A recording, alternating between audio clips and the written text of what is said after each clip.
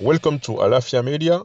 Here we diagnose current affairs, criticize the economic and social system in Africa, and propose solutions for reconstruction and sustainable progress in Africa. Because Africa has everything to succeed. See you soon.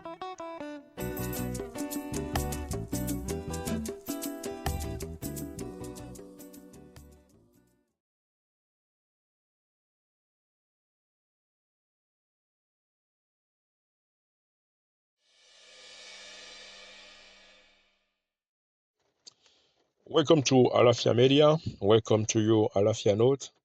Today, we are going to talk about politics, and we are going to go back to President Donald Trump, first term in office, to look at his comment in which he described African country, Haiti, Jamaica, etc., as shithole countries. So, was this a provocation? That is to say a contempt for these people? Or does Donald Trump comments reflect his vision of the world? Sorry, a strong America alone against all. While it's true that Donald Trump's style of communication is direct and provocative, for me, his description of African countries as shito countries is more a question of economic power on the American side and institutional failure on African side. So, as far as Donald Trump is concerned, with a GDP of $27 trillion made up essentially for 18% services, 10% industry, and 1% agriculture, I think the American president think he's in a position to take shit out of his mouth, since opposite him there are African countries with a total GDP of $3 trillion.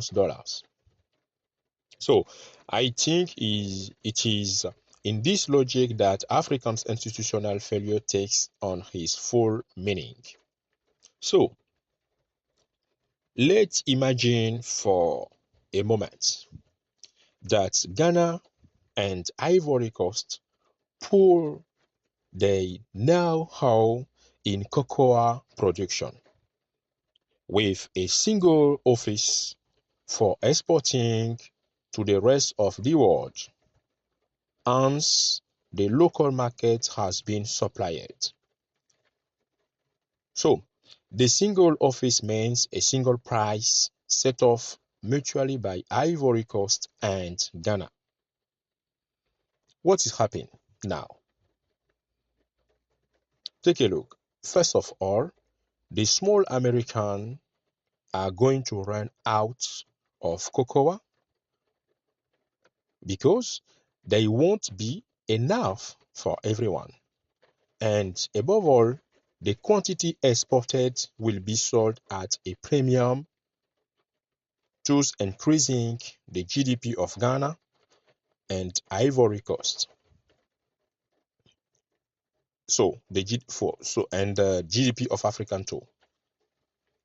So in short, I think US President Donald Trump must be taken at his word, and the African response to his reflection on African country must be translated into concrete action now.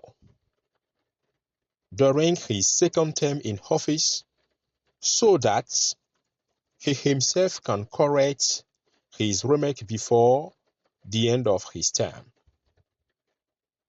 That's why we Pan-Africans say the United States of Africa is no longer a dream. I repeat, The United States of Africa is no longer a dream. It is existential condition for each of African country, and AES is just a first step. The others are coming. One by one, they will all join the locomotive head, which is AES, Alliance of Sahel States. So, dear Allafia Note, thank you for following me, and don't forget, as modern Africans, let's change the way we look at ourselves in order to change the way others look at Africa. Life, strength, health.